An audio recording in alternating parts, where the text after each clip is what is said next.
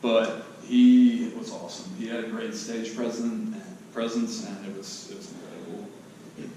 Overall, it was a little heavy on like the EDM music, but really there was a little bit of everything for everyone, and just the stages, the venues, and some of the acts were just incredible. Definitely way out of my comfort zone. For those of you who were here last time, I believe I mentioned that my friend put me in a Facebook group before we were going with about 80 to 100 of his friends that he travels around to these festivals with. And the people were probably what put me furthest out of my comfort zone. I love and oftentimes use the phrase, lack of a better word. Well, for these people, the people I was with, and 98% of everyone there is no better word than hippie. I mean it when I say I saw some interesting stuff. But I made a whole new network of friends, of people. The music was great, the camping was fun, and it was overall just an amazing experience. May not do it again, but I would definitely recommend it once. Finally, the marathon. I'm genuinely surprised that I'm standing and pacing right now, because that marathon was completed by yours truly on March 18th, 2018, aka yesterday. I knew when I signed up that I wasn't going to be prepared. I knew 2 weeks out that I wasn't going to be prepared. I knew 1 week out I wasn't going to be prepared, and I knew on Saturday that I was not going to be prepared. And here I am, truthfully to tell you, I was not prepared. I was entirely underprepared. I wrote this speech half a week ago, and I wrote, it was rough, but I did not walk. That is not true. My friend Adam and I ran about 22 miles before we just had to walk. It wasn't our minds felt great, our overall body energy was fine, but our legs simply could no longer run at about mile 22. So from mile 22 to 25, we alternated between walking and running, and we ran the final 1.2 miles. In my opening, I described these 3 events as trials. The marathon was the trial. It was hard, and I really don't know what else to say. It was extremely challenging. I am my hardest critic, and until I run the full thing, I'll be a bit disappointed in myself that I had to walk. But I am still part of the 0.5% of Americans to complete a marathon. In conclusion, I completed my 3 goals. There you have it, Josh Baker, March 2018. I hope you enjoyed my little life update. Thanks.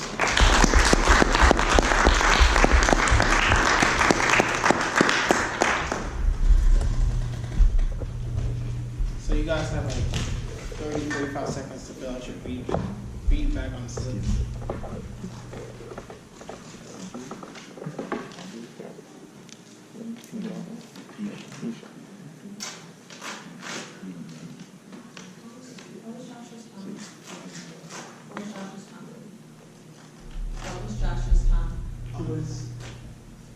I had refreshed it, though it's 8 minutes, 54 seconds. Yeah, he's Prison time? oh, that's Fahim stuff.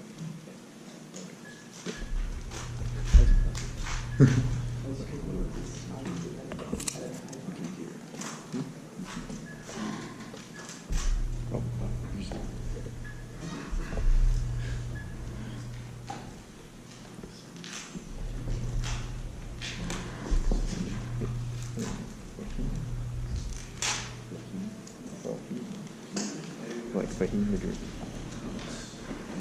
Yeah, I would do it. Like this, everyone. No, I know. So our last speaker today is Tyler Burnette, and his speech is gun control of the human condition.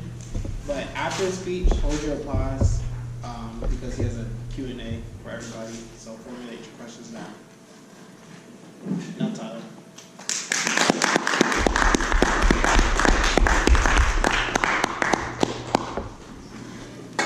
Good evening, everybody.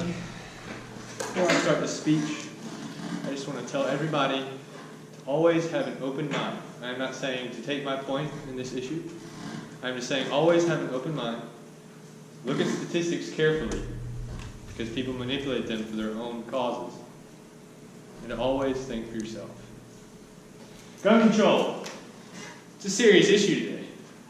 Sandy Hook, Las Vegas, hundreds of people, they're dead. What do? Do we blame the gun? Do we blame psychiatric help? What's the issue?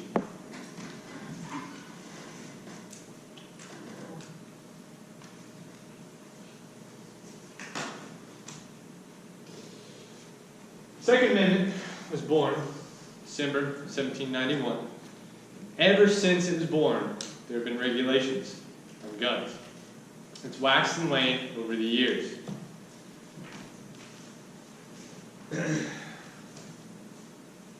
My stance on gun control.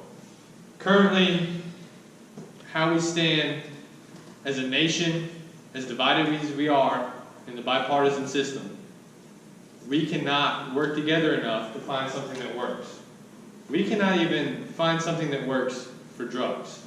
I'm not saying we shouldn't try. What I'm saying is we should act together instead of separately on the issue. And me personally, I do not believe gun control alone and gun legislation alone will stop mass shootings. President Clinton, back in 1994, signed in an act, and in that act, there was a federal assault weapons ban, which banned all semi-automatic rifles with pistol grips, as well as large capacity magazines. Those are magazines holding more than 10 rounds. Now, this is where statistics you have to be careful with. While there was a dip, and I do believe that there was an impact made, because as you can see in this graph right here, this darkened area from here to here is during the assault weapons ban, which expired in 2004. There was a dip. That spike you see in the middle is the Columbine shooting. Now, there were many loopholes, and this is where I get to the fact that we are not ready for expansive gun control, in the sense that a lot of the far left is talking about, but I also don't believe the far right should just keep saying, don't take my guns, don't take my guns, they're my guns, not yours, these are mine, Second Amendment, all that. Middle ground. I think we can find the middle ground.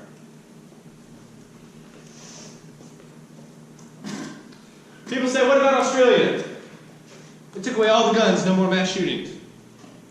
When you think about different countries, you have to remind yourself that there are different demographics, different situations. It's like trucks and cars. They're completely different.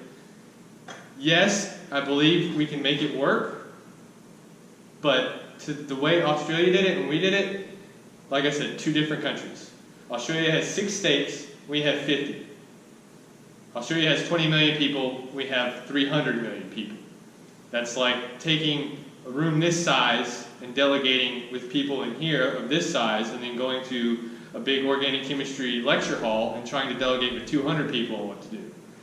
There's a big difference, and it's a lot harder. I'm not saying it can't be done, just got to figure it out collectively. The real problem, I believe, is good and evil. People are evil. They are terrible. Hitler, Stalin, Mao. We have within us a force that is just atrocious, where we create unspeakable acts. Okay? For a fact, I have a list of atrocities that didn't involve guns.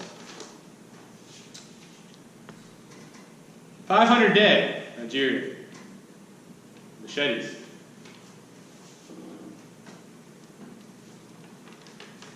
2,996 dead. Jetliner. I don't think I need to explain that one. 912 dead, mostly Americans. You ever heard the term, don't drink the Kool-Aid? That's where that massacre came from. They were poisoned.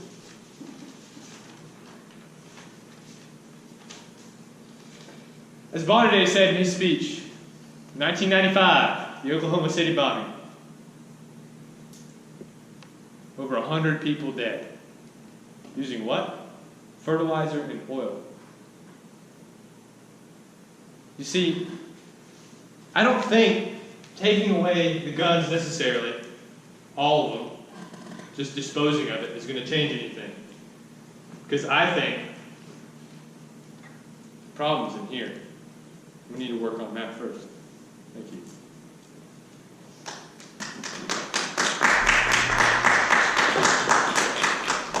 Okay, now I have a Q&A section where you can ask any question. It can be about guns if you don't understand something about guns, you don't understand something about the whole issue, anything, how a gun works. It just hit me. So anybody have a question? Yes. What's a magazine? Magazine is that box that the rounds go into, and then they feed into the gun. And the larger the magazine, obviously, the less amount of time you have to reload it. Yes. So guns are cool and all, sure, but why is it that people like in the South are so obsessed with them? So obsessed. Okay. Mainly, if I had to speculate, that's a huge issue, and a lot of these issues are like all-encompassing, and you can't really attack the entire issue just with one direct statement. Does that make sense? But if I had to say it, because our culture is it's surrounded by the hunting culture, and it's all about, we use firearms to hunt. So I guess that's where it's really different for every person, but if you had to really put a point on it, it's the hunting. Because we so are... They buy guns that well not you, but they buy guns that are not really hunting. One question at a time. Sorry. We can talk afterwards. What do you think the solution is? What do I think the solution is? I don't know what the solution is. But I know that just taking away a singular item, it doesn't necessarily solve the problem, is my opinion. But like in countries like Japan and I think Russia and like you said Australia, I was reading this article where they made it harder to get guns, and they also took away guns a little bit, and as a result, they don't really have that many mass shootings. So like, why can't we do the same thing here? It's mainly, in my opinion, it's mainly the demographic and what I said, that whole bipartisanship that we have, where you have the left and you have the right and you have the left and you have the right, and they're always going back and forth, and people are staying on one side just because that's what they were told to do, which I think does not solve any problems. So that's the problem, is because I don't think we as a nation in the current climate can come together and form that. I honestly believe that if the government tried to do a sweeping ban on all weapons, there would be a civil war. Unfortunately, there would be a lot of bloodshed. We have time for one more question. So a lot of people have suggested, like as a middle ground, like maybe, like making it like with background checks, like even making guns, like a gun license as hard to get as say like a driver's license, so that like you have to prove that you can shoot properly. You have to prove like in tests and stuff that safe gun usage. And do you think that would be at least a possible option that would suit both sides? I'm definitely a proponent. I've owned guns since, well, my family has owned guns. I've been around guns since I was little. And I've always been taught safety. Safety and how to use one. And yes, I've gone to ranges and seen people where they don't know how to shoot, it doesn't look safe. I have to tell the range officer, hey, this guy obviously doesn't know what he's doing, can you please step him aside and teach him? Because it's dangerous. So yes, I agree, more people do need to be educated. Unfortunately, you get to there are some people, and I see why they have this view, Do I agree with it? Not necessarily, but that doesn't matter because we live in a country where it's not just about me, it's not just about you, it's not about the people in this room, it's about everybody coming together to form a solution. Where they see regulation by the government as a stepping stone to a further regulation and then a further regulation, kind of much like the domino effect. Yeah. Does that make sense? Yeah. I don't necessarily believe that would happen, but there are some people who hold that opinion. And historically, you can argue the point, but that's a whole other issue. But I don't think so. But yes, I would be a proponent for that. Any more? Oh, that is the last question. So I'm going to leave you guys with one last statement. Now, I just gave you a very controversial topic, and you guys had some great questions. Now, I want to leave you with this: is to always look at something objectively as possible, because we all have biases. Everyone has. I have biases. Imran has biases. Serena has biases. We all have biases.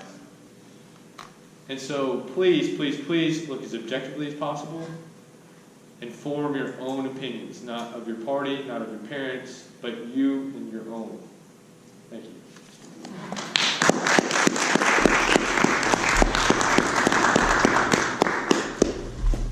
So, since there's no space on the slips, you can use the top part of your slip for feedback for Tyler.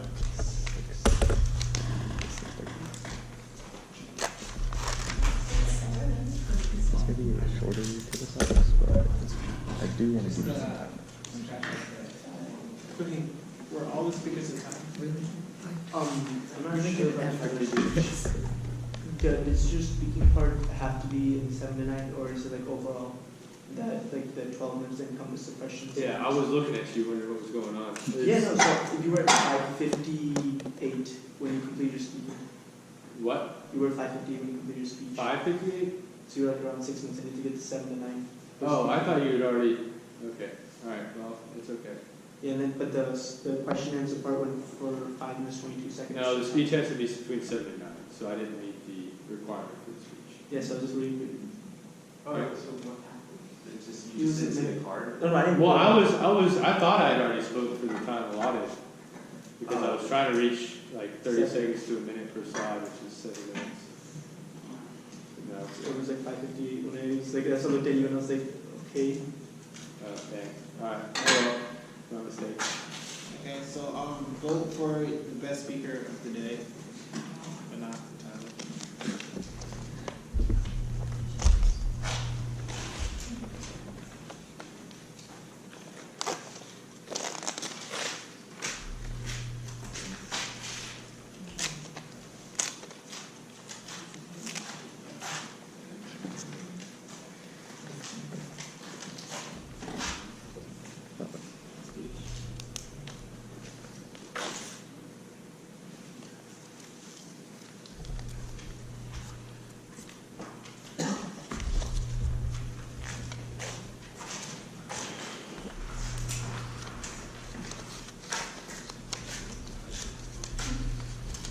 Now, our second part of the meeting is Tabletopics. Is my personal favorite. Is where you get up here and the Tabletopics master will give you a question and you have a 1 to 2 minute word, about anything. You could even confabulate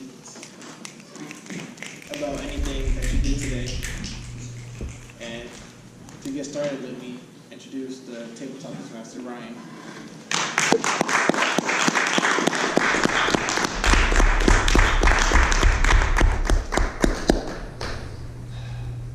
So it's March. Welcome to March, everyone. We are currently in the midst of the greatest college basketball tournament of the year, March Madness. So, I love basketball. I hope you will too at the end of this. So let's get started. In case you don't know, March Madness is the college basketball tournament playoffs. So it's the top 68 teams all compete in single elimination until one is left. So that's a little context. There's games on this Thursday. It's called the Sweet 16. Nevada is playing Loyola Chicago. Las Vegas is in Nevada. So, if you could create a business in Las Vegas, what would it be, and how would you make it attract people in Las Vegas? So I wanted to pick Fahim.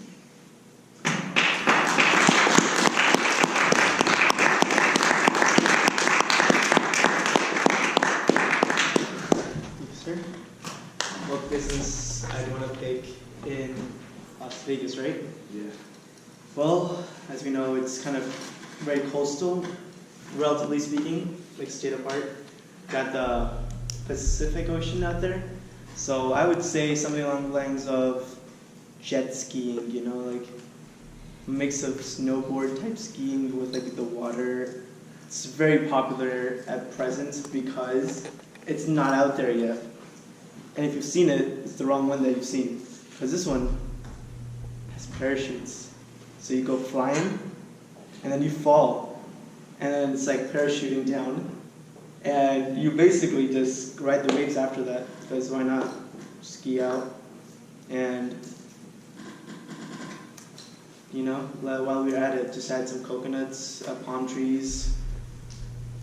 And I just realized I can't time myself because I am the okay. But overall, I'd say it's a relatively good business start off, starting with like $2.99, you know, and range up from each time limit to $100 per se. Start from there, so like $3.99 after for like every 30-minute spin, and up there. But yeah, I think that's a pretty good start, right? Thank you.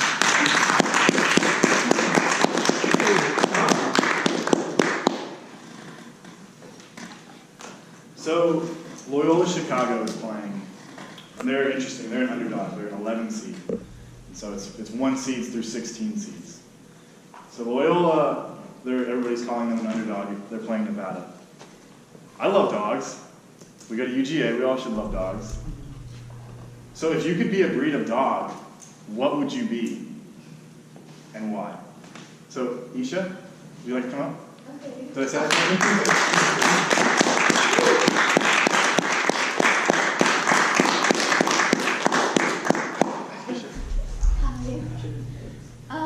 Okay, so I would probably be a cabochon because I have a dog that is a cabochon.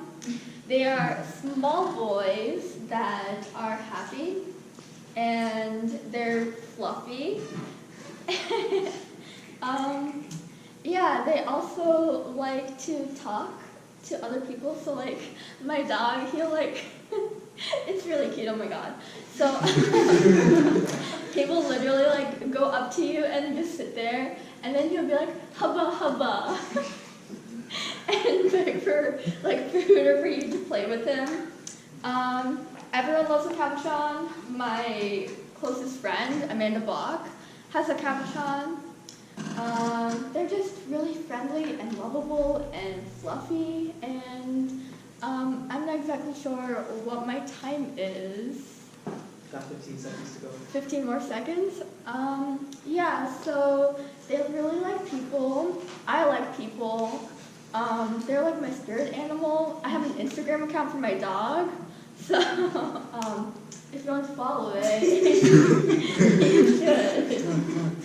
So, yeah, I would be a cabochon. Yeah.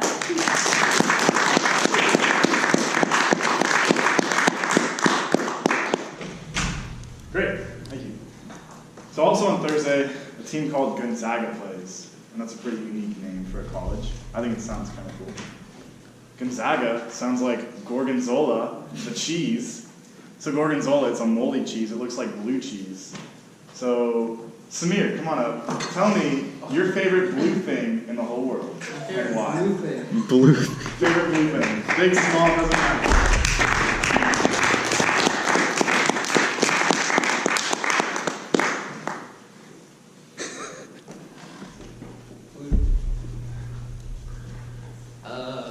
Okay.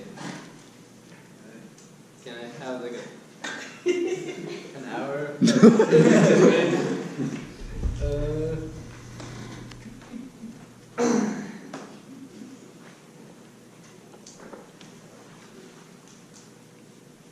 Well, blue is a very popular color. It was actually my color as a kid. And so I see a lot of blue objects and a lot of blue pictures and a lot of blue colored things throughout my daily life. But speaking of my daily life, I gotta say, each day I try to do something new. And I remember a few weeks ago, maybe like around a month back, I came to this club called Toastmasters. And the symbol of Toastmasters, I noticed, was blue. And I gotta say, I noticed that color, and I liked the symbol of it. And not only that, but I liked the actual club itself, which was a nice bonus. And so I stuck with the club for a while, and I made a bunch of improvised speeches like the one that I'm speaking with right now. And I truly, truly have enjoyed the last few weeks that I've been able to spend with this amazing blue symbol and all of you. Thank you very much.